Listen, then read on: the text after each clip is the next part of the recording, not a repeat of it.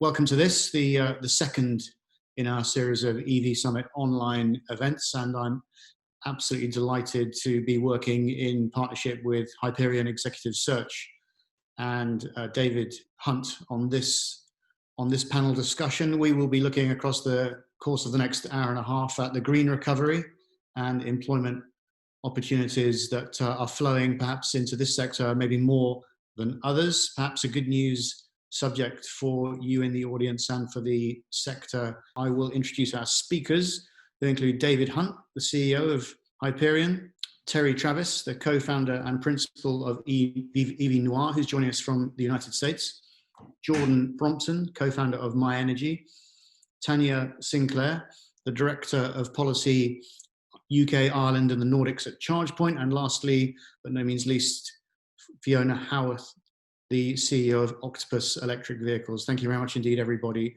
for joining us. Absolutely delighted to have you join us on this interesting, important, and hopefully uplifting story about the EV sector. Before we get going, a little further note on the poll. So for our audience, the question that you can see here is, do you see employment opportunities growing in the EV sector in the next 6 to 12 months? You have those three options to answer yes, no, or not sure. So please vote away now. Once again, at the end of the session, I'll return to that question to see if there have been any changing minds or attitudes on the optimism or pessimism around employment opportunities in the EV sector. Vote away now, please. Here are the results. So 83% of you think there will be employment opportunities growing in the EV sector in the next 6 to 12 months. So perhaps unlike other areas of the economy, it looks like a very optimistic attitude towards a growth in employment. So good news, and let's see if that good news is tempered or in fact increased during the course of this conversation. So a super important narrative, I think, not just for our sector, but perhaps for the wider economy. We are a good news story, I feel, at the moment. Lots of finance flowing into the sector from governments with, as I say, the European Union putting 750 billion euros the way of the recovery, hopefully green recovery. Funding coming in from the private sector. Rivian, the US OEM startup, attracting $2.5 billion. Fisker, just valued at 2.9 billion after a special purpose acquisition company organized by Apollo Global Management here in the UK. Massive rises in numbers for delivery companies. DPD, for example, have announced 6,000 new jobs and are likely to announce a major process of electrification that's ongoing. So a huge amount of activity in the space, and delighted to be able to talk this through with our speakers, who include David Hunt, the CEO and founder of Hyperion, Jordan Marie Brompton, sales director of My Energy, Terry Travis, co-founder of Evie, Tanya Sinclair, the Director of Policy UK, Ireland and the Nordics at ChargePoint, and Fiona Howarth, the CEO of Octopus Electric Vehicles. Thank you very much indeed, everyone, for joining us. David, if you won't mind, I'll start with you. I know from previous conversations that we've had, David, that you are optimistic from your wider work around the clean tech space, that there are opportunities for growth in the employment sector. What's your sense of things specifically within the e-mobility side of your work? Well, yeah, I mean, as you'd expect, a lot of my time I spend talking directly to founders and CEOs of companies within the space, but also a lot of VCs and investors and accelerators as well. And whilst we know there are challenging times, pretty much uniformly, there's an optimism that during Q3 and certainly into Q4, there'll be a good opportunity, a good uplift in growth.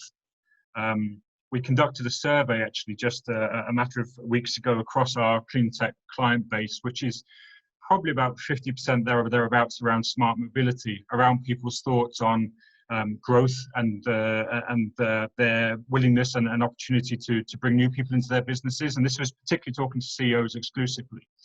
And that poll found that 65% of them were expecting to expand their teams or grow their teams within the next 6 months, which was pleasing, of course, for our business, but more broadly for the sector.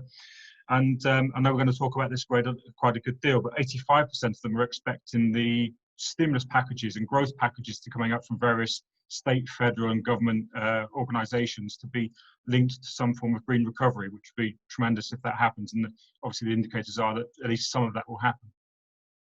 And what, I mean, very exciting news and very positive news for us all. Are there any particular areas of recruitment, any particular sectors in terms of whether it might be at the CEO level, business development, IT, are any particular sectors that are attracting particular interest in your experience? Sure. I mean, at Hyperion, we focus pretty much on the sort of C level and one or two levels below, so it's more senior levels. But right the way across the board, I mean, whilst we build those sort of upper levels of teams, quite often we're working with companies, at least pointing them in the right direction, to grow across the business, from sort of internships through to blue and white collar workers that are sort of making stuff happen, or actually physically making stuff. So I think it's quite uniform, and probably more so actually in the should we say, perhaps the more blue collar areas, because we all know that once a project has been agreed, or once there's a technology coming to market, that has to be deployed.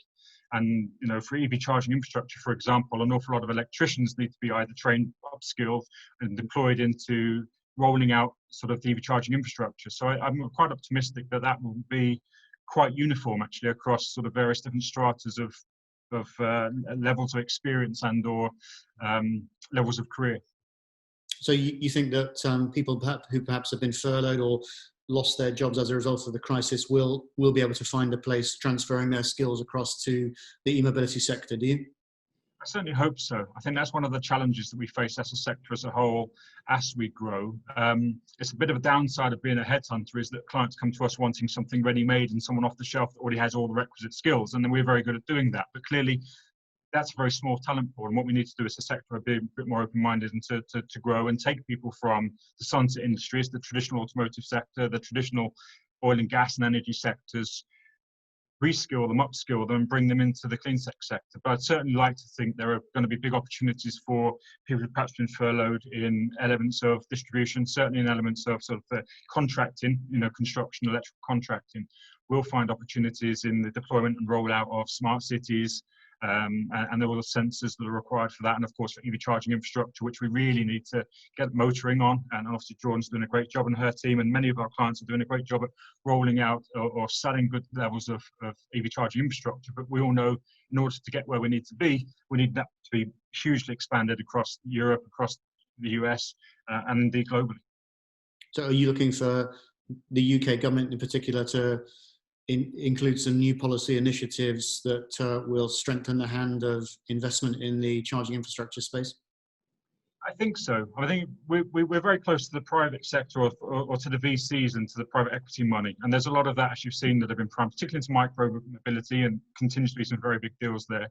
Again, quite uniform, there's private money coming in. But that's always helped when there's public money, either as a co-match or just a sort of a pump priming of a marketplace. VCs feel a lot more comfortable if there's a general good tailwind, so to speak, from government policy. And we've certainly seen Macron in France, we've seen Merkel in Germany, and even Boris in the UK making good noises around a green recovery. It's really important now that we start to see that deployed.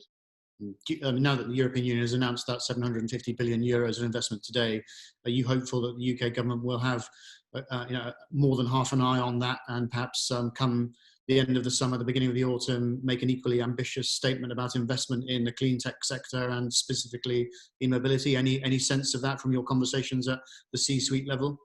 Yeah, I think, of course, to be in the sector, you need to be by definition an optimist, but I am generally optimistic. We've seen the UK government make some very good headways and discussions around batteries and battery development for free mobility and supporting that sector. We've seen British Volt sort of starting to at least finding somewhere to break ground on a potential gigafactory down in South Wales. They've been very supportive of electric flight, actually. I don't know if you saw recently one of my podcast guests, Val Miftikoff from Zero Evie, a company based out of LA, not far from Travis, but they did their first sort of manned flight in support with the UK government. So again, there are plenty of good noises. We all know that politicians make a lot of noise. Let's hope and be optimistic that transfers into cash on the ground. Very good. So all the way through this afternoon's session, we'll be inviting questions from the audience. And there are some questions that have already come in for you, David, perhaps not at your normal C-suite level, the other end of the age spectrum. A question coming in. Do you feel that there are employment opportunities for young people? We're keen in this discussion this afternoon to talk about inclusivity, and perhaps young people are going to be marginalised as a result of what's happening with the crisis. Do you feel like we're a sector which can open its arms to opportunities for young people?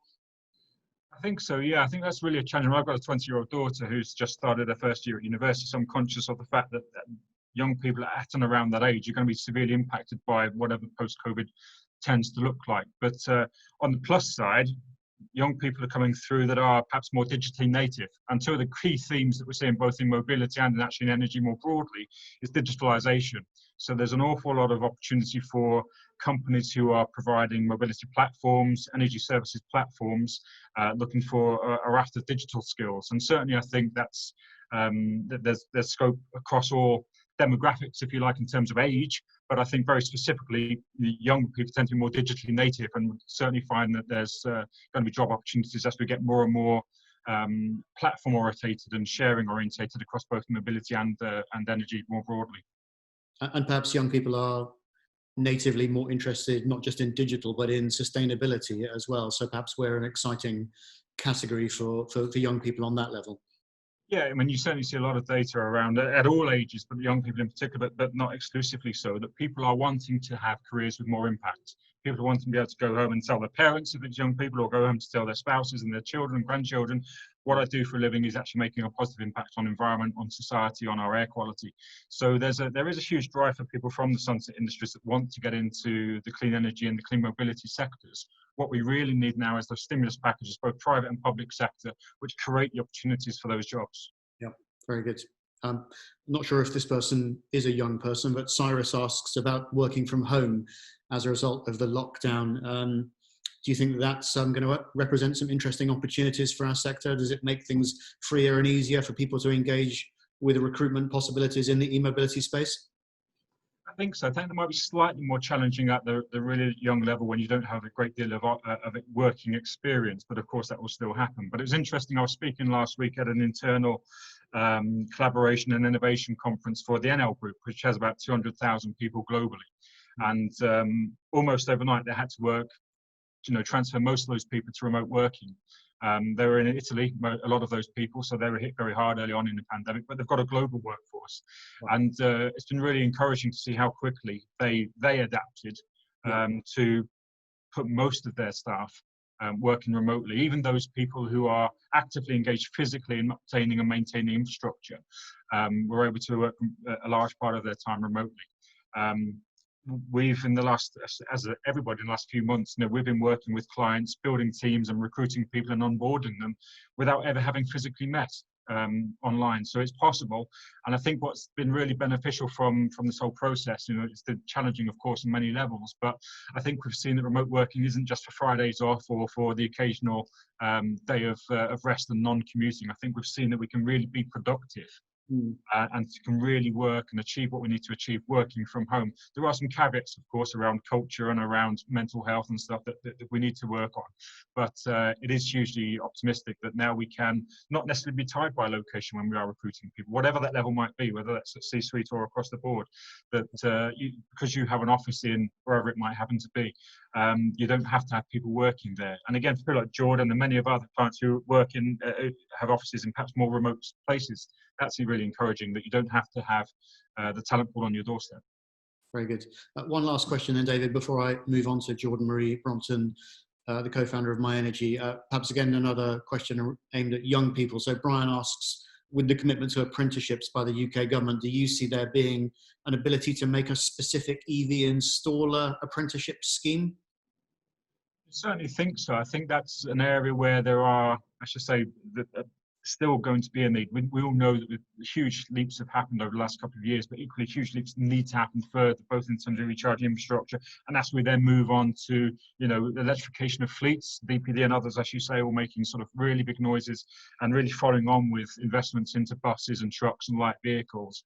That we need to have the right infrastructure. So I think that's one area where certainly perhaps there are some of the quicker wins, because it's something which is ready to go to market now. All it needs is support mechanisms, and it's not massively different or different from an apprenticeship in typical electrical qualifications and or electrical contracting, to add on those bits that are specific to electric vehicles and EV charging infrastructure. Very good. So thanks very much indeed, David, for that great start to this afternoon's session. We'll come back to speak to you later when we bring all of the panel speakers together to ask questions of each other, but thanks very much indeed for now. So I'd very much like to move on now to our second speaker, Jordan Brompton, the co-founder of My Energy. Jordan, absolutely delighted to have you join us here this afternoon. I see in the last few weeks that you've been looking to recruit a number of IT people over at My Energy. So presumably you are feeling confident about the growth of the sector and therefore employment opportunities at My Energy. What's your feeling for the sector at the moment? Absolutely. I mean, obviously when COVID hit, we had a bit of a wobble because we was on such a huge growth curve. And it really did. We thought, oh my goodness, because we're putting all this money into innovation, into recruitment. Do we need to hold off? So we monitored to see how the market was. But luckily, we managed to keep our production moving because we could keep social distance. And because we supply abroad, we managed to keep products going out the door, which kept cash coming in. So we made the executive decision to continue with our steep growth plans. And we have been on a huge recruitment drive. We've taken on 10 recently in our production area because we've just expanded our warehouse and facility. We've actually identified another 40 roles that we need within the next 6 months to a year across the whole business. So we are really going for it. We feel like it would be a shame to sort of hold back on such an exciting time with the industry and the momentum that we've built. So yeah, positive things from our end.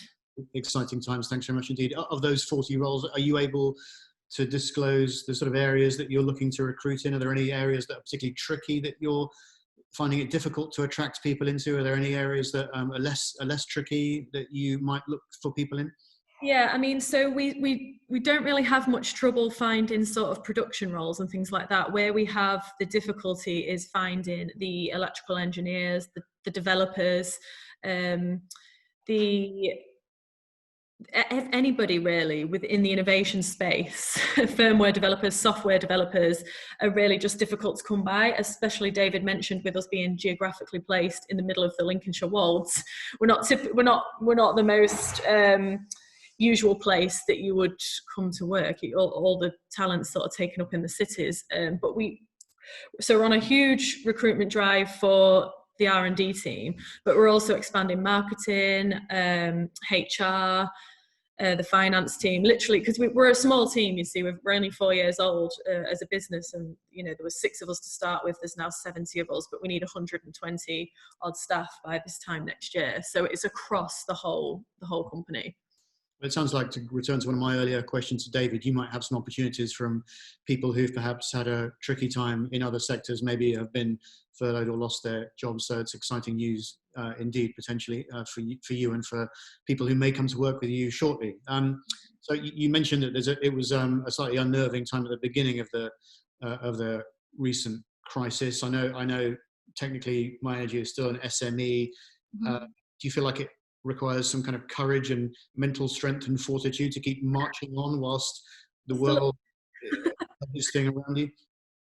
Just a little bit, yeah. I mean, you could just completely hold back and wait and see what happens, but as mentioned previously, we'd gained such traction, so it'd feel like such a shame to do that, especially because we are one of the smaller players in the market. It would be a shame to lose, the edge that we've got with our customers and with the installers that we've got in the UK, and all the plans that we've got for development. So it took a lot of courage from the team, if I'm honest, to just say, no, let's not hold back. Let's fully crack on with all of our innovation plans. And let's continue to recruit during this time, because we see it, especially in our area, being in a poorer area of the UK, the unemployment rate is increased. I mean, it's record numbers. I speak to the job office quite often, and they've never seen anything like it. So we try and encourage people to get educated within the sector. We try and encourage young talent, to start looking at the space. We just try to educate and get people excited about the sector as much as possible, because obviously we all live, eat, sleep and breathe it and love it, but there's still a huge amount of people out there that have no idea that this is even coming. So, and that we might be missing out on huge pools of talent there, so we try and, as a company, try to make it very friendly and approachable and educational. Do you think then that EV, I mean, it's a really interesting point. Do you think that the EV sector is still in its own bubble and maybe needs to reach out to the wider community with some educational campaigns to bring some wider awareness of what the sector is all about? I think that would absolutely make sense. And I think it's fair to say, because it's definitely coming out of that bubble. Of course it is, because we're seeing the year-on-year growth. But as, you know, somebody that talks to every different kind of industry and every different kind of person, there's still so many people that just have no clue about electric vehicles, even though they're becoming, you know, they're popping up on our TV now and on adverts. I think there's still a hell of a long way to go. And if people really understood the growth of the market, I think they'd be a lot more inclined to get educated and potentially look at getting in the space, making the switch. Yeah, absolutely. There's a question coming in from Andy Tonks, who perhaps might be a good candidate for you to employ. He has previously worked as a CCO and VP in the automotive, industrial and aerospace sectors, and he's asking your advice on projecting across functional skills and experience into the EV and clean energy segment to secure a new role. It sounds like he may already have it covered off, but what would you say to people coming in from those wider sectors, maybe traditional automotive or aerospace? I mean, I'm sure there are some people in aerospace looking to come across to the EV space at the moment. I mean, obviously it depends which sort of area that they want to be in. I'm in smart home energy and EV charging in the domestic space. So I guess it's really like what interests them. And I'd say use LinkedIn as a tool. That has been my biggest thing that I've used. I've just, you know, I would literally stalk anybody. If I wanted a job, I would be messaging them and saying, look, I'm really interested. Just reaching out to the network, because our particular industry is so active online. And I think just if you really want it and there's a particular area that you're interested in, I think there's a lot of opportunity. And I'm saying that from my side, because from my experience, which is EV charging and smart home energy management. So yeah, reach out to the recruiters and reach out to David. There's another question which I won't ask you, but it's a similar kind of theme. Someone who seems like they've got great transferable skills coming from the digital software sector, and looking to reach out to the EV space. I mean, maybe there's a kind of a lack of openness across the sector as discussed. Maybe we need to do some more work to reach out to people. Maybe. I mean, if they reached out to me, they would get snapped up in a heartbeat. But it depends, you know, like, because we just seem to be fighting for these pools of people all the time, the developers, the coders, the firmware developers, the electrical engineers. But I guess we might, as mentioned, have more difficulty because of where we're geographically placed. But because of COVID, we might have had a little bit of a blinkered view on that everybody has to be under one roof. And we're trying to adapt as a company now to work in, obviously we've had to work remotely, our actual team, but now taking on more and more remote roles as well and managing different projects from Lincolnshire, but on the internet as well. So it might go more digital. Well, this chap's called Simon Houghton. I think I probably should introduce you to him. Yeah. Probably looks like a great potential candidate. So someone's asking, what do you think the perceived barriers are to working in the EV sector, and how could people overcome those perceived barriers? Maybe the things that we just spoke about, thinking that it's difficult, it's a difficult market to get into. But I think, again, I'll go back to using LinkedIn. Just type in some sort of, like, have a look on Google, have a look at the companies that are making a lot of noise in the space in a particular area that you're interested in, and then literally type in the company's name in LinkedIn and find the people that work there and just get that foot in the door to try and make that those first steps. I think it's just about engaging with people and talking to people to eliminate that fear of making the switch, and just doing your research, a lot of reading. Yeah. Very good.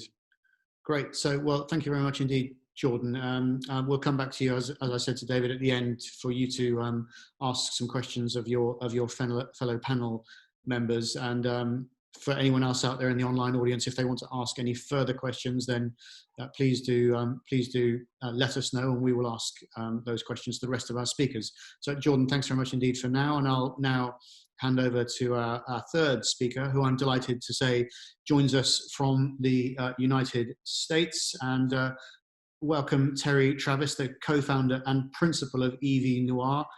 Evie Noir is an e-mobility intelligence consulting group based in the US. Terry, thanks very much indeed for joining us. Terry, just to open up with a first question, what is the picture with e-mobility and the green recovery in the US? Are you talking very heavily about the idea of a green recovery over in the States? Yeah, I would say that there are a number of principles and folks across the ecosystem who are thinking about what those opportunities are going to look like as we begin to restart the economy at, all different sectors.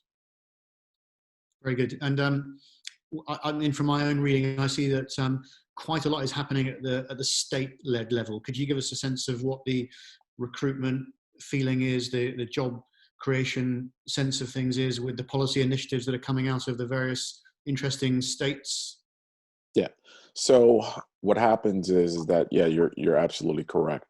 At the state level, there's been a lot of movement across the spectrum.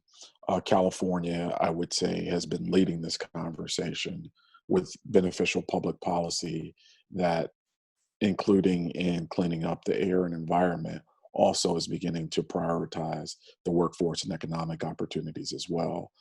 In addition to that, you have state mandates that are being set forth by different governors. So California, going back to California, there's a initiative to get 5 million EVs on the road by 2030. North Carolina, there is a mandate to get 80,000 on the road by 2030, and so on and so forth. In addition to that, just Friday, Governor Cuomo in New York set forth EV infrastructure bill that is $750 million to really provide charging infrastructure across the state to connect the highways, as well as Florida and a number of other states around the country. You're seeing great movement. And with that movement, you'll see economic opportunities for jobs, because obviously you're going to need a workforce to be able to install that infrastructure. So it's looking very positive, perhaps, from the US. You mentioned some initiatives more on the maybe passenger vehicle side. I understand there are some really exciting initiatives on the zero emissions trucks and vans side. Could you tell us a little bit more about that? Sure. More recently, 15 states signed an MOU to look at medium and heavy duty class vehicles. We know that those are large contributors to carbon emissions. And so we think that cleaning up that sector and that space will really go a long way in improving the air quality and public health benefits in the EV sector. So one of the things that, there's been a number of conversations. So it was interesting. You have 15 states sign an MOU to look into cleaning up that sector. And then again, organization, California Resources Board, passed policy or adopted policy that essentially by 2030, all vehicle in the medium and heavy duty sales will need to be electric. So with that being the 5th largest economy in the world, with these 15 states having this MOU, you're going to see a lot of movement in that space as well. So, I mean, these policy initiatives are exciting, but they're also relatively new. Do you feel that there'll be some time yet before they start to translate through to a rise in recruitment and job opportunities, or is that already starting to happen? So you have, yes, I think that the growth sector, or the opportunity for growth, is really now moving forward. You have, OEMs or manufacturers like Rivian looking to ramp up their facility in Normal, Illinois. You have BYD, you have Proterra. Now we have, in addition to that, there are a number of initiatives that are looking at school bus electrification.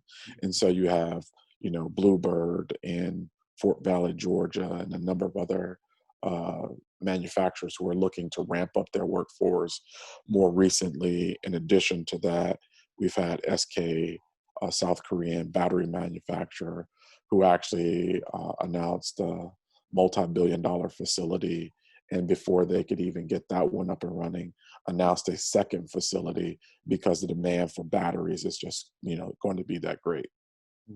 We can look forward to green yellow buses. Exactly. Green yellow bus.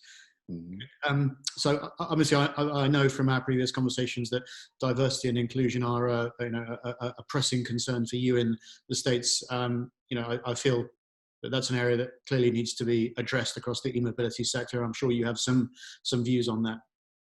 Yeah. So in addition to EV, we are also the founders of the largest network of diverse EV drivers in the country, and really with chapters in the Caribbean and in Europe as well. And one of the things that we really prioritize is that taking it back through the US lens, what we see is that there are disproportionately specific groups who are impacted more than others from a transportation emissions vantage point. And so when you begin to look at this, African American communities in the US, typically because of historic and systemic issues, reside in environmental justice areas or areas with poor air quality.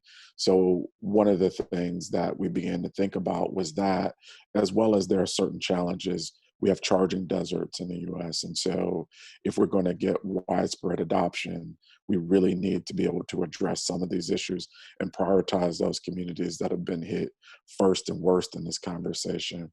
And more importantly, our organization, our membership organization, serves as the voice of this community and provides a safe space for individuals who are, diverse to be able to communicate, share resources and information. Because what we found very early on was, for folks who are driving EVs, there were it wasn't the same. It wasn't the one size fits all model. So being able to have that space where folks who are purchasing an EV because they feel like they're going to save money, or folks who are buying it because of the tech, or whether they're driving for Uber or Lyft, whatever, all of those things being said, there were different challenges that we saw, and this membership group addresses many of those challenges.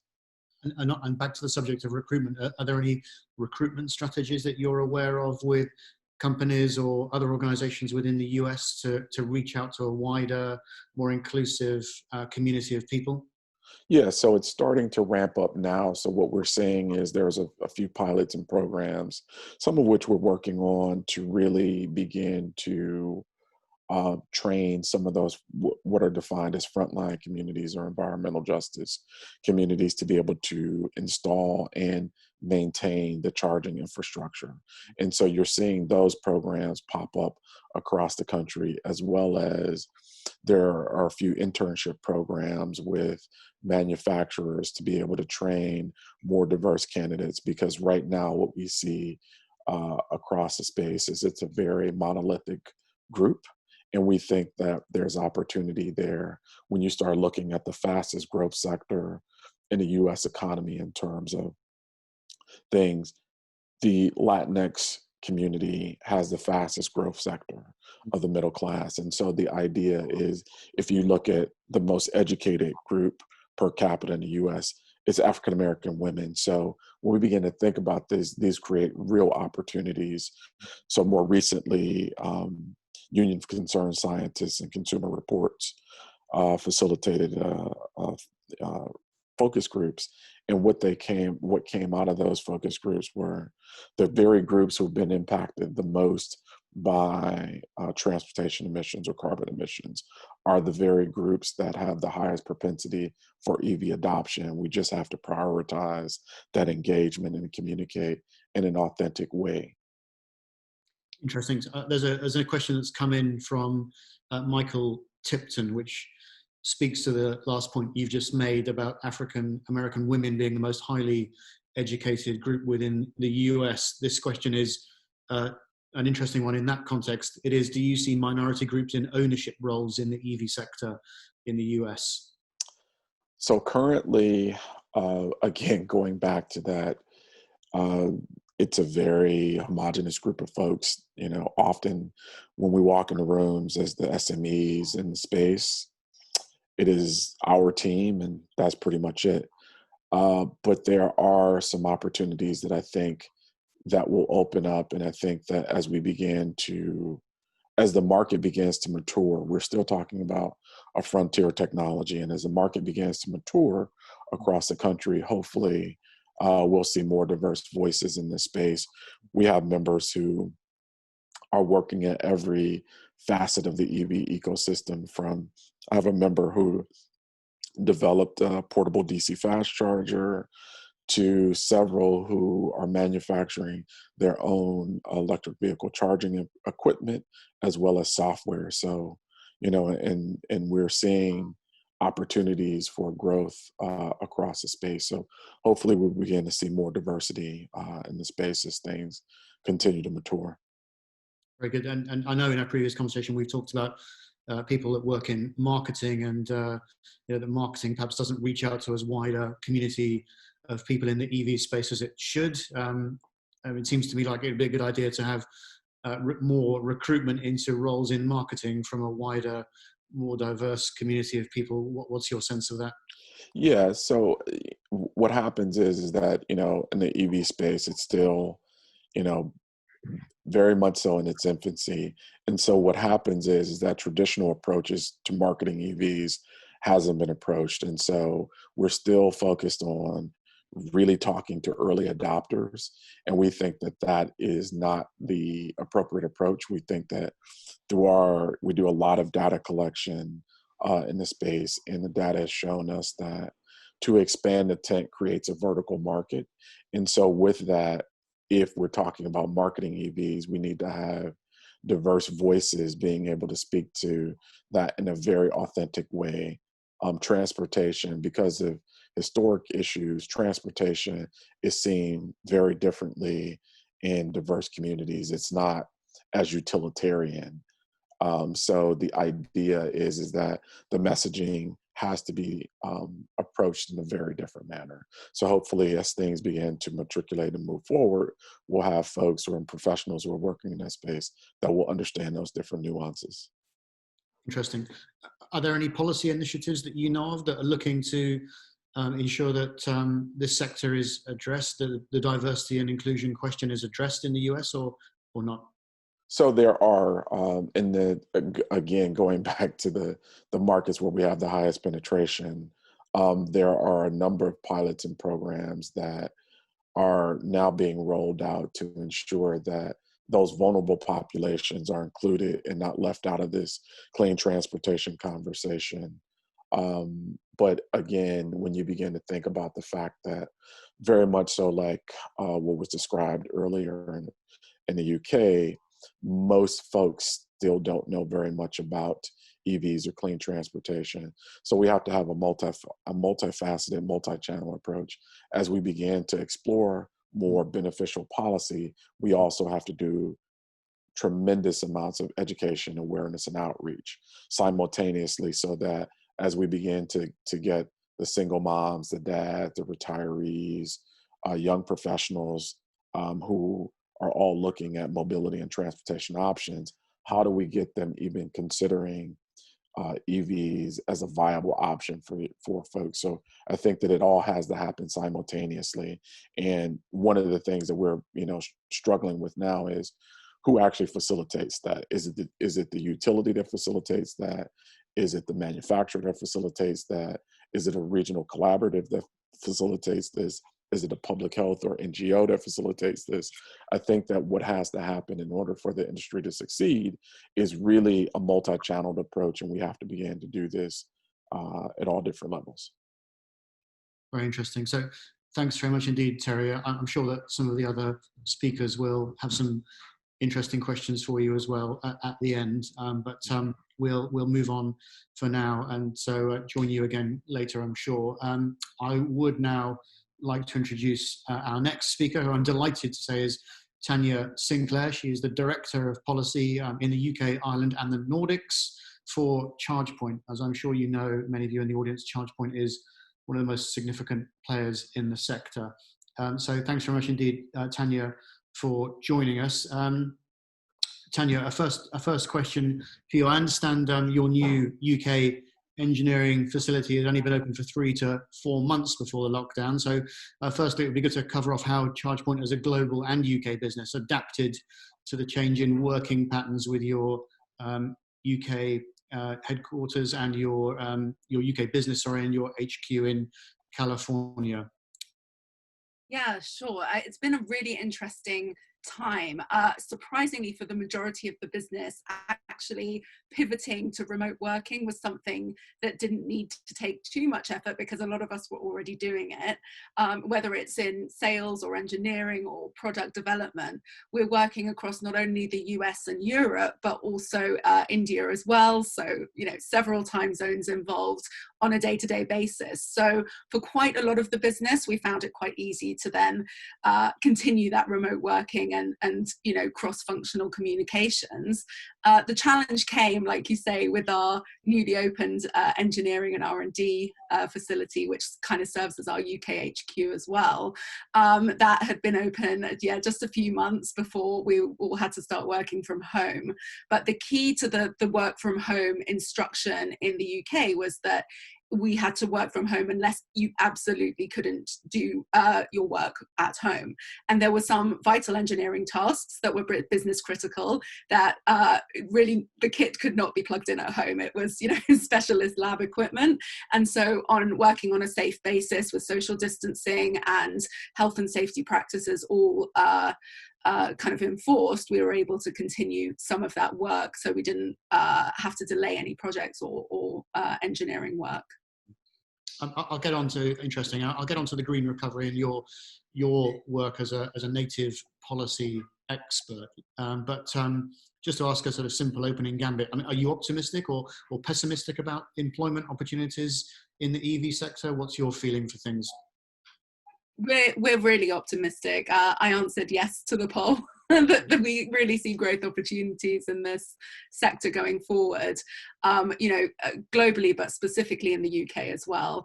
In this industry, we of course can run our businesses and grow our businesses, but this whole agenda of e-mobility is really at the behest of government and what government chooses to do and how it chooses to incentivize and push forward the move into electric vehicles. So, the fact that despite the challenges of the last few months that the government and all of us have been under, they've continued a real kind of drumbeat of policy development that has really given us confidence that they mean business when it comes to e-mobility, and they really are going to deliver on transitioning the vast majority of vehicles to electric in the coming years, and then that gives us the foundation on which to build a bigger business.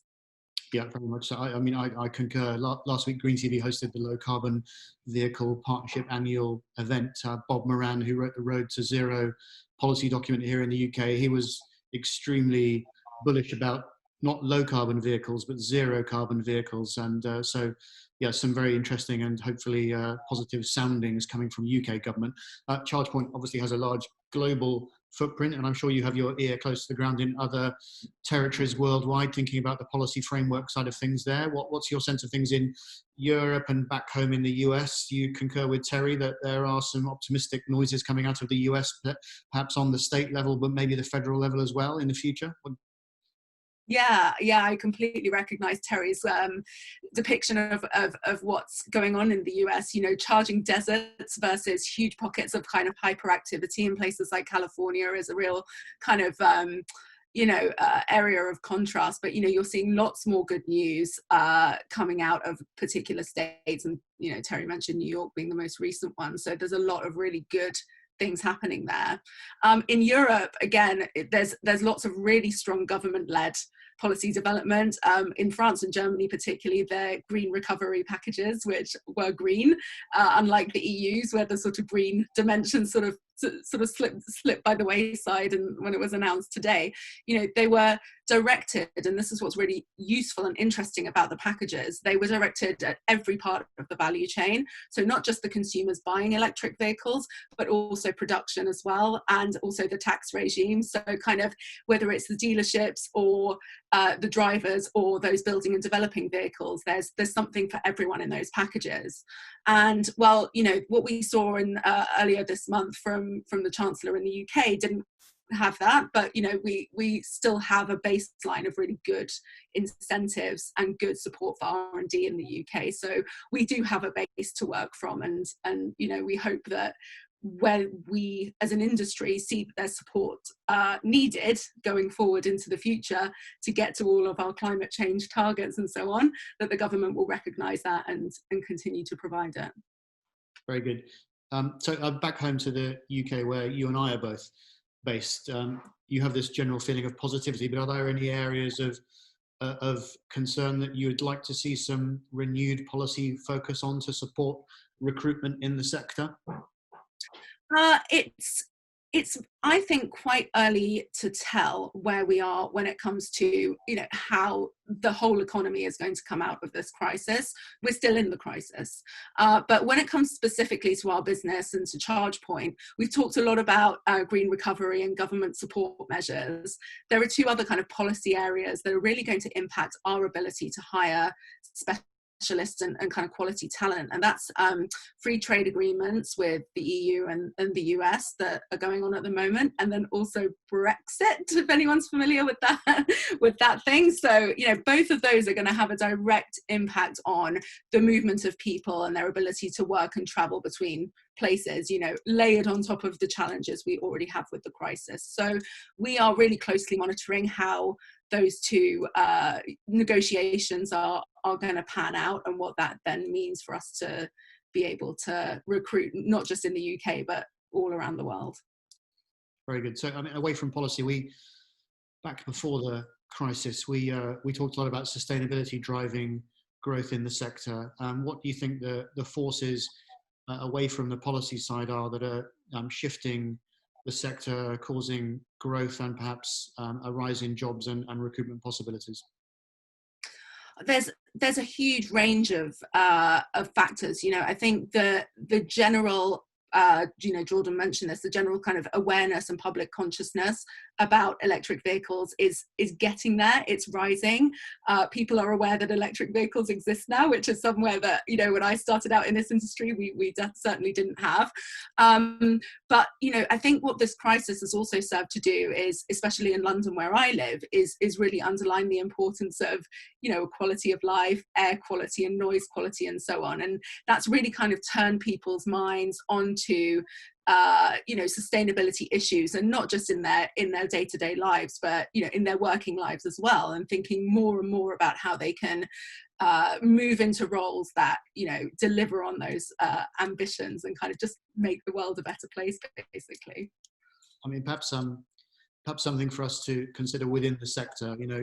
It's great that the electric vehicle sector is growing, but fewer cars on the road during lockdown made us sort of reframe our sense of what air quality was all about, that wider sustainability piece. So, we do have to do some thinking around that, I think, within the EV sector, but it certainly has led to a wider narrative around sustainability, which is, I think, positive for the growth of what we do.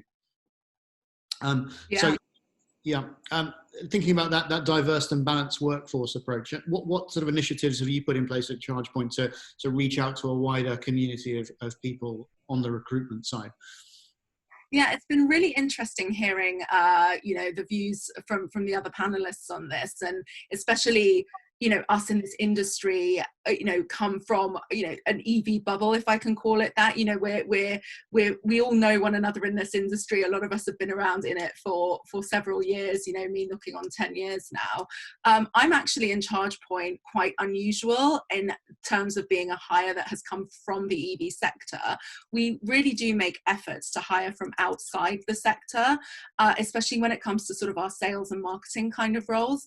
And the reason for that is that, you can become a bit blinkered, I think, and a bit kind of set in your ways about what you think about this industry. And dare I say it, this is an industry that's moving so quickly. Your views that you held last year are, out of date, and actually, we need to be thinking forwards to, 2, 3, 5 years hence, and pitching that vision to customers.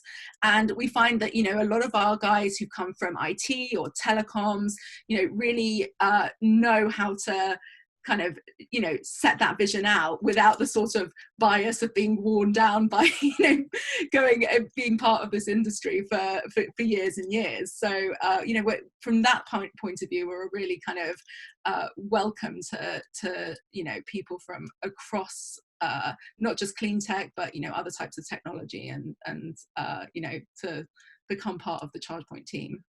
I think we've mentioned education. We talked about young people. Those narratives of sustainability and the digital culture are both ones which really connect with young people and which young people are super skilled in. So perhaps there are some really interesting opportunities at ChargePoint and other charging infrastructure companies to look to employ more young people.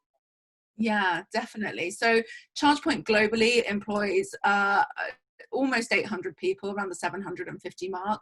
Most of those are in the US, and then we have teams in India and across Europe as well.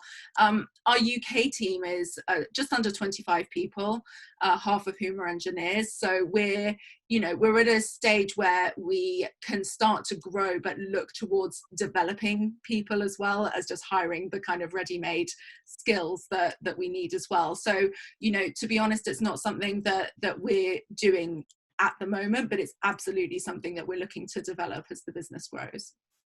Very good.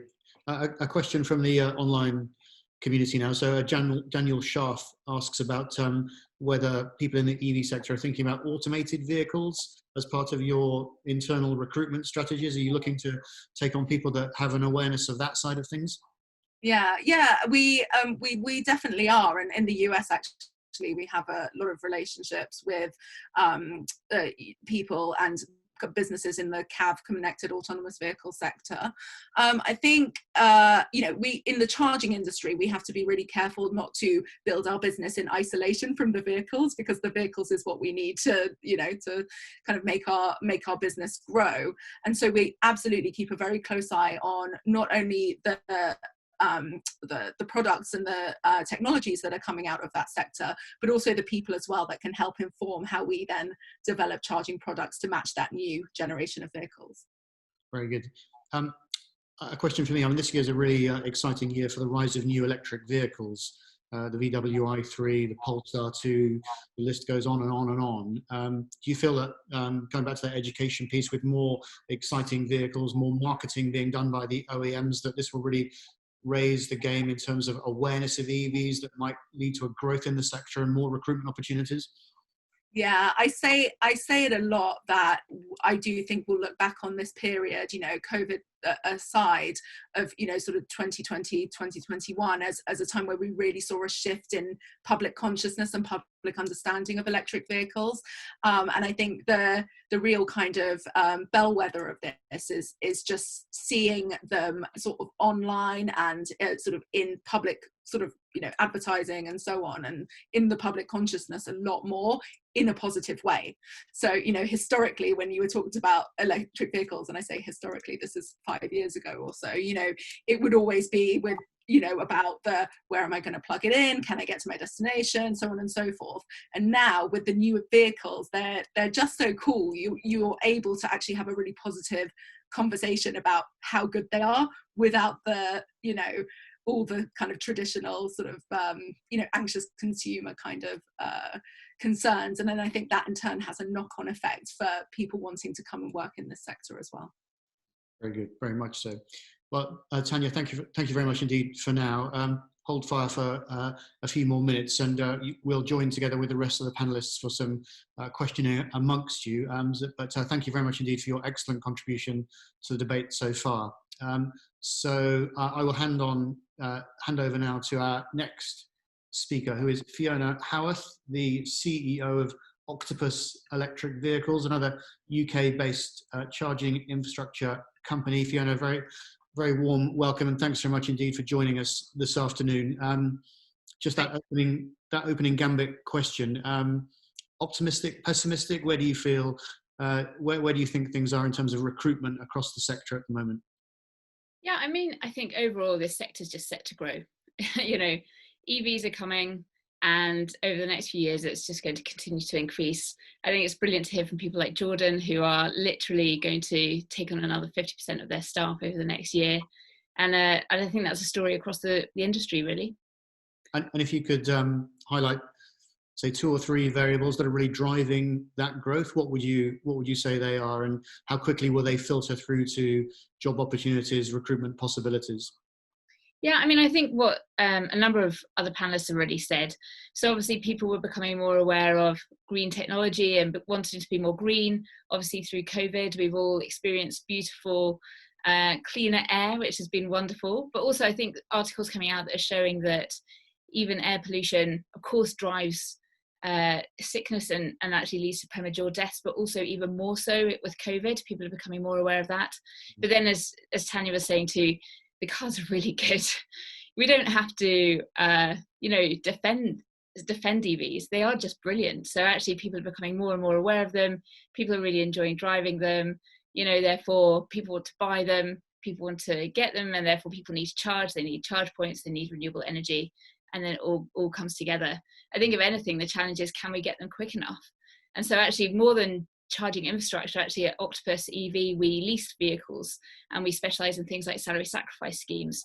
And actually, the challenge is not necessarily, people wanting those vehicles. It's, can we make them quick enough? And can we get them to the UK? And that actually really comes to some of the incentives and commitment that we're getting from governments, both here and overseas, when we're looking at that. So where Germany and France are really, really getting behind them with very, very big contributions and grants, actually there might be a lot of incentive to take EVs to those countries rather than to the UK. And actually, as part of the discussion, I think you've got some really interesting attendees listening today, and I'd love to hear from their thoughts on some of those points as well. Yeah, so on that, a last call out to our online audience. If you have some searching questions for Fiona, she'd be delighted to field those, I'm sure. But whilst we wait for those questions to come in, another question from me, which is what techniques have you found useful to support a diverse and balanced workforce over at Octopus? Yeah, well, this kind of ties into some thinking when you asked about the diversity point beforehand. We actually, on our leadership team, we have of the 7 of us, there's only actually 1 white male, which is quite unusual, I think, in the sector generally, and when I speak to other colleagues across the industry, and actually even more so in the auto sector. So I think the auto sector is very, very unusual. And then actually more increasingly, though, I see in EVs we are more diverse. So actually your panel today is a fantastic example of that, with people like Tanya and Jordan joining, for example, and that's showing some of the diversity coming through. And I think, though, there's a lot of other things around. People in EV are more tech savvy, so therefore actually being very comfortable, being more flexible, being more agile, and being agile with flexible hours. So 3 times a week I will finish my working day slightly earlier, I'll spend time with the kids, and then I'll pick up work in the evening. And actually that's available to other members of my workforce too, so that actually that enables them to support a more balanced work-life balance.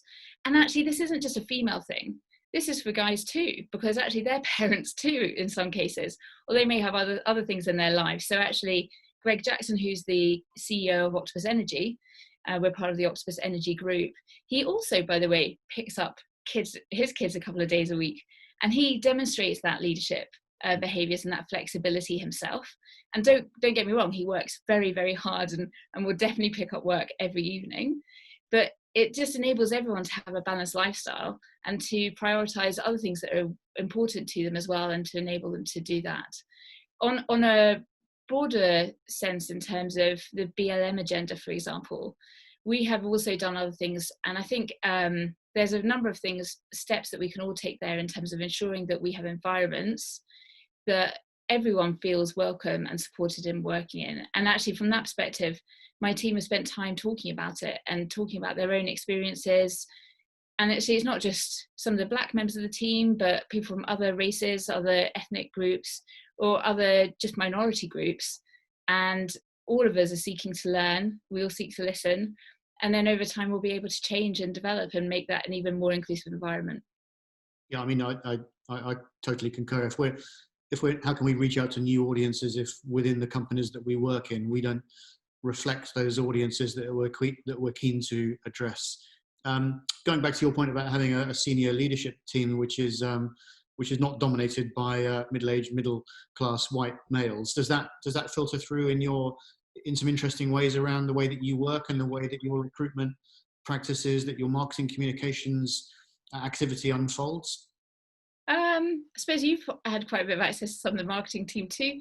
I don't know, I think we are obviously operating in a world where our customers are not all white middle class males either.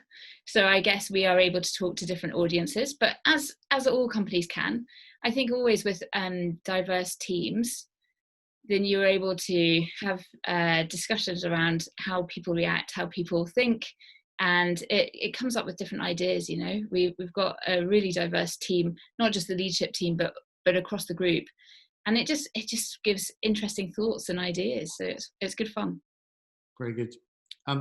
Let's do some crystal ball gazing now.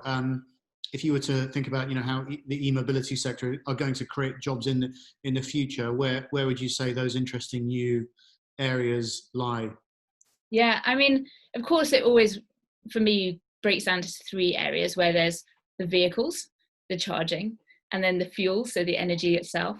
And in each of those spaces, we expect them to grow, right? So you've obviously got how are you going to make them? So in the supply chain there. So whether that's the cars or the charging, or actually the actual creating of that renewable energy itself.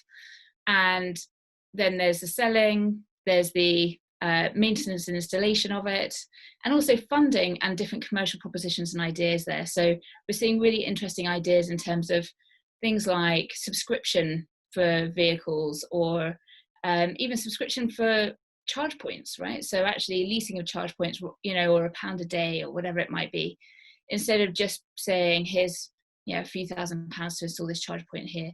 And I think all of that is really exciting. And with that, there's a huge amount of data and data services that brings as well. So I think we're going to see some really exciting innovation there with all of that data and what we might do with it. So things like the OMI charging cable that we work with works alongside our Agile tariff. And having looked through a lot of the names of the people that are attending this call, I think a lot of you will already be familiar with that Agile tariff, which follows the wholesale market price, and the OMI charging cable that's integrated with it. So it literally optimizes charging so that we can do it at times when it's cheapest.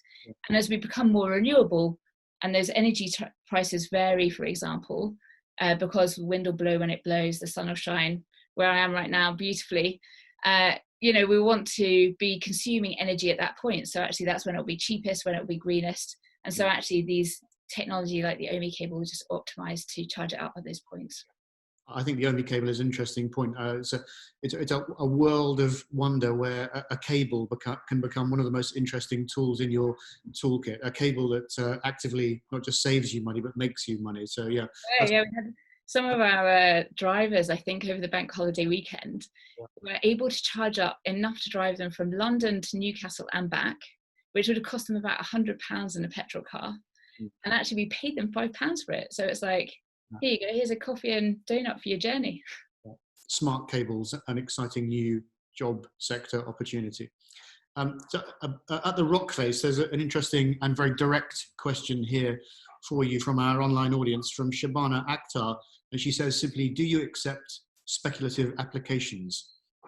Yeah, do you know, we get emails through. I got one through on LinkedIn yesterday from a lovely guy just saying, great work that you're doing, keep it up. You know, I don't have relevant experience, but here's my profile. I'd love to get involved with any research you're doing. Specifically, we're, as Octopus Energy Group, setting up a future energy research centre. And he actually came from a medical background, and he was just saying, I'd love to be involved if there's any roles that might suit me. And I had a look at his profile, and I've shared it with the talent team. And, you know, if there is a relevant profile, we'd definitely look to place him. So, yeah, I mean, we definitely, I think people that apply directly and show interest and show passion are already separating themselves from the crowd, right? So actually, if I get an interview through and I've said, I've been told they've interviewed well and they approached us directly, that speaks volumes to me, because it shows that they've got the relevant skill set and they've shown passion and drive to be here. Very good. Good answer. Thank you very much. Valerie Rinoso asks, what integrated smart home solutions and possible partnerships do you see for smart home batteries in combination with EV homes? Slightly more technical question. Smart home batteries and EVs. Yeah, I mean, there's, interestingly, those two on their own, I think, are slightly distinct, actually.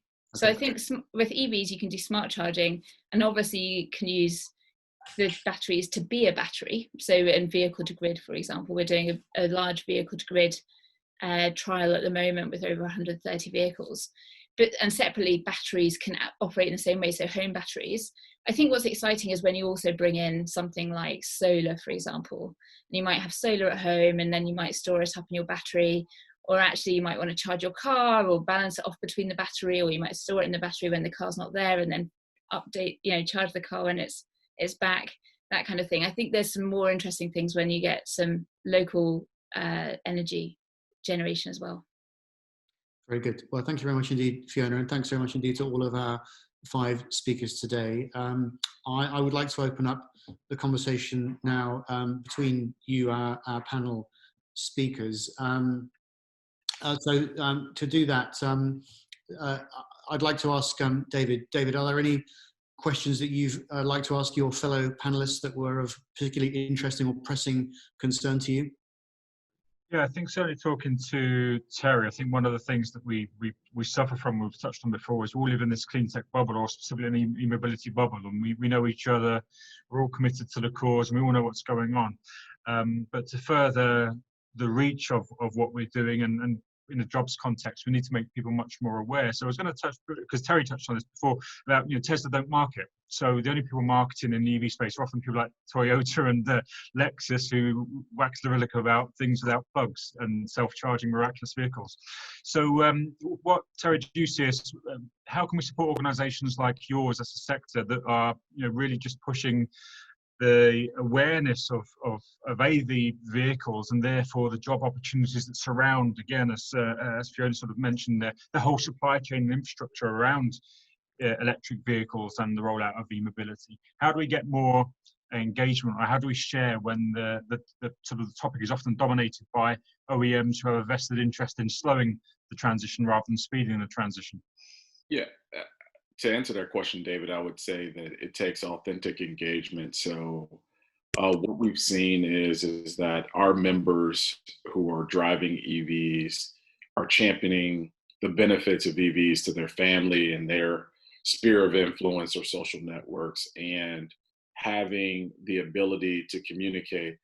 A person may be a driver of a vehicle, but they may not know how to articulate all of the different facets or benefits. So having that universal messaging, but tailoring it to an authentic message is really important. What we've seen is that the narratives aren't always as accurate. So when you begin to look at these, when you begin to look at the data and you see that, for example, if you read Ad Age or some of the other advertising magazines, they haven't really been, up until this previous year, like we don't have EV ads on television in the States. California has a few, but just by and large, you don't see EVs advertised on television. And so I think that as the market begins to grow and you see more opportunities with the advent, Lyft announced 2 weeks ago that they will be fully electric by 2030. And the response by most Americans was, what are they talking about? Like, because there wasn't just that ideology. But then when you think about in the States, 66% of Lyft and Uber drivers are defined as people of color.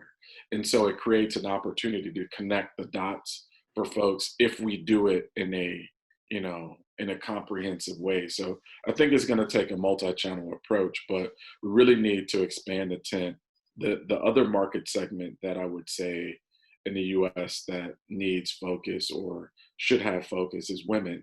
Women are really accelerating the growth of the EV market, but that's not the messaging that you see oftentimes. And so when we say expand the tent, we really mean expand the tent. It's interesting, my director of growth often talks about how women are the final decision maker in car buying and car leasing. So actually it's really important that we're talking to the women as well as to the men that are out there choosing their vehicles. Mm-hmm. To that point, a few weeks ago, I was on a panel with marketing executives, and one of the things that we brought up was in car buying decisions, 85% of those decisions are made by women. Interesting. So Terry, I'm conscious you're the only person from the US here. Are there any particularly pointed questions you'd like to ask of our European panel members? Yeah, one of the things that I have a question for you. You know, we have some members in the chapter in the UK, Brussels, Paris, and for them, it's a different construct. But are you seeing diverse EV drivers in Europe? Are you seeing, you know, people that are outside the margins or outside the norm participating in this construct or even working in the space as well? Who would like to answer that question? Fiona, David, Jordan, Tanya? I think I'll pick up a little bit on talking about sort of people working in the sector, and we've got a long way to go to, of course, in terms of diversity, both in terms of ethnic diversity and gender diversity. But in the US last year, as an organisation, we placed pretty much 50% of our people that we placed were women. And given we only work in the clean tech sector, and a large proportion of that was obviously is e-mobility broadly, that's clearly very positive. And the same applies in the UK. There is a lot of interest. I think perhaps we're a little bit further ahead in Europe in terms of getting a better gender balance, or at least an awareness of opportunities. And that's only anecdotal from listening to my team in the US and teams across Europe. But there certainly does seem to be a lot of engagement and a lot of focus, rightly, on bringing people into the sector. We've launched a Women in Clean Tech campaign ourselves at Hyperion to really shine a light on the amazing people and amazing women in the clean tech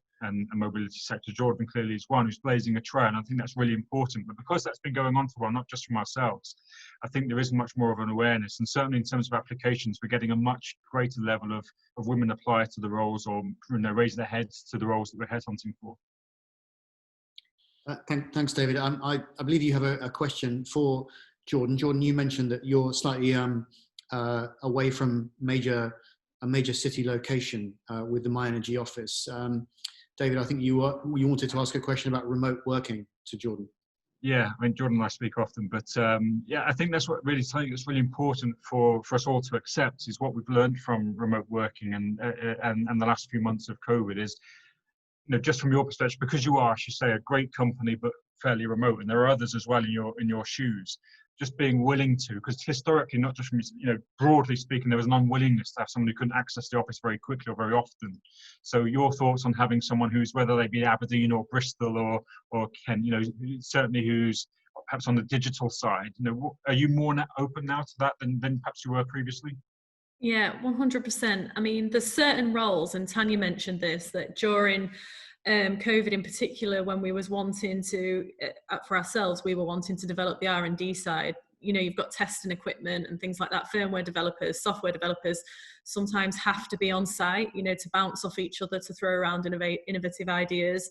But we've all had to adapt, and they've found ways to take little pieces of testing equipment home if it's safe and possible, and where they do lots of Skype and Zoom calls and things like that. And they've got all these new software platforms that are open to, project manage each in particular project.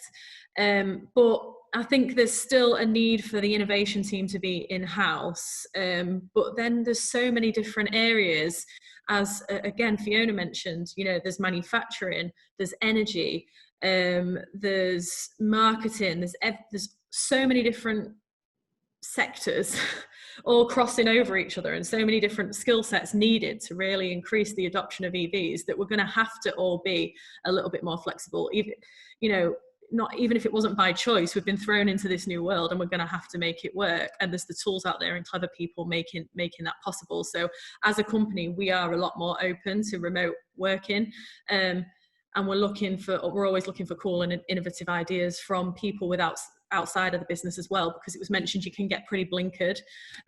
So keep open-minded to people from other sectors. I get approached all the time from people in oil and gas wanting to come into the EV space, wanting to come into the energy space. Keep open-minded to that, and not think that it just has to be somebody from the space that you're already in, and listen to how they would work remotely. Thanks very much indeed, Jordan. Tanya, I believe you have a question for Terry about lower income drivers in the US. So please fire away. Yeah, it's we were aware of from our US colleagues that there are programs out in the US that support lower income drivers to be able to access electric vehicles, whether that's through finance or actually the vehicles themselves. And you know, in the UK, certainly we don't have anything like that. You know, you buy your car used, or you buy it new, or you buy it as get it as a company car, for example, through like a scheme that, you know, Fiona and Octopus would run. I was just wondering kind of if you're aware of those programs and what you think about their success, and then if you think they've got any sort of mileage, if you excuse the pun, to kind of translate those kind of things across into Europe. Yeah, so many of the pilots and programs we've either developed or worked on that engage lower income communities in the clean tech transport or the clean transportation sector. So there are a number of them out there. What happened is that when you had the Recovery Act of 2009, it set forth a number of things. And initially, folks were thinking that a tax credit of $7,500 would spur this huge growth. But what we saw is that folks who were in the lower economic rung of communities didn't have a $7,500 tax liability. And so now public policy and initiatives and pilots are basically focused on not just new vehicles, but also pre-owned vehicles as well. And also, in addition to that, we're actually launching our shared mobility platforms. So in low-income communities, we're able to go into those markets and actually provide shared mobility options that are clean transportation.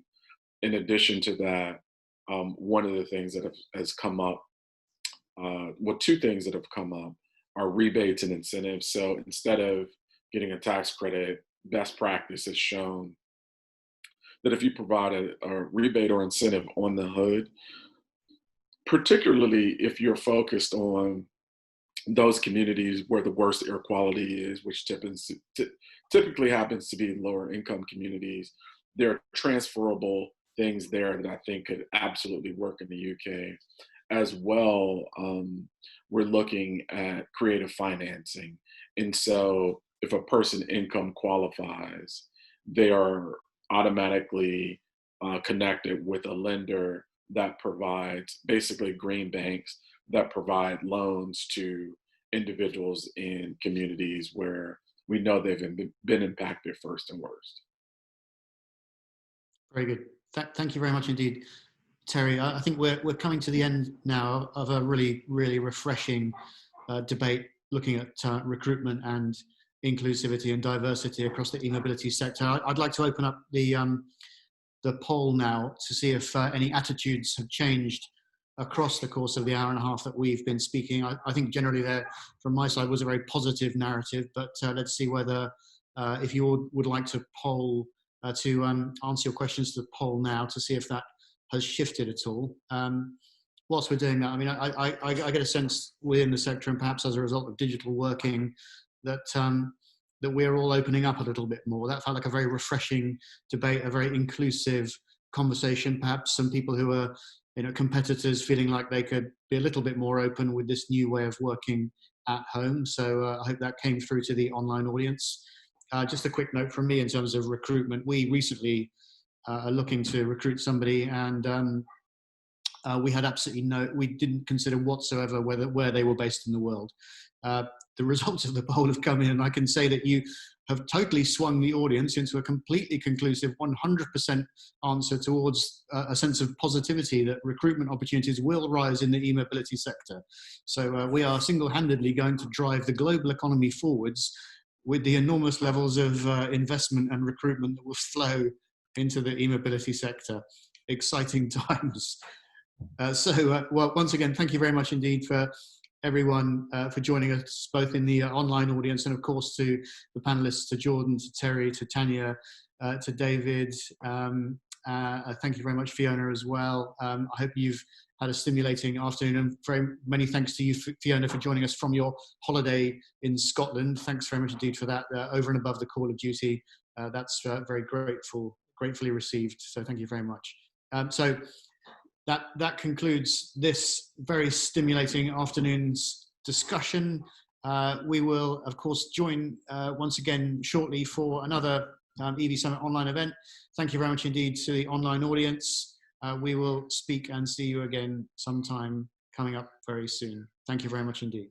Goodbye.